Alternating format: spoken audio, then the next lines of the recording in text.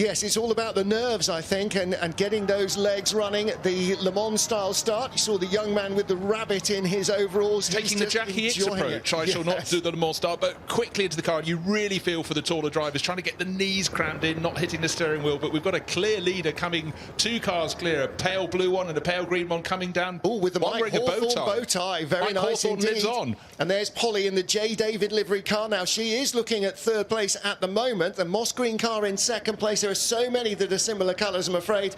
As they get to the chicane, it's always hard to tell because there are no numbers on the front. The numbers are always on the side. OK, it was car 36 leading the way. We heard from Alex Roach before. He had the very measured approach and absolute sprint clear from the chicane. Overtaking for 2nd place. Car number 12, it's young Joe Bain, who went so well last year, moving up the order, but he's surely not going to catch the Roach that is leading and charging clear. Young Alex.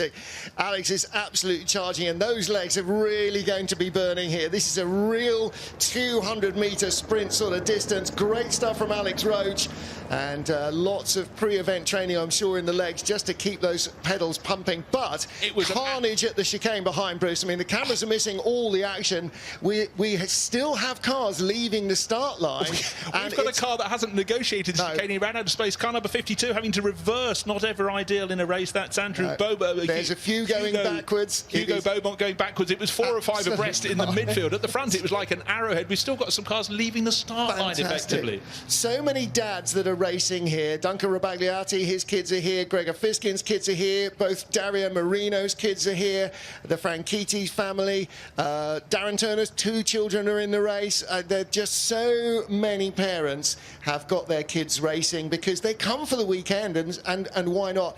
And so many of these cars are prepared with, at the very least, at least as much love and attention as is slathered over the actual real race cars that the parents have been driving. And the liveries and the look of these cars are just fantastic.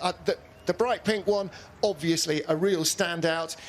There's a couple that are in, you know, recognisable factory colours. There's a Lotus green with yellow stripes coming down towards the finish line. And there's one right at the back with the police bell on the bonnet in a panda car livery. So that's a great thing too, but might be having When I was a kid, I didn't have a J40, but I did have a sort of Jeep thing that had a bell on the front when I was 4 or 5, and I've got pictures of me in that when I was a young whippersnapper.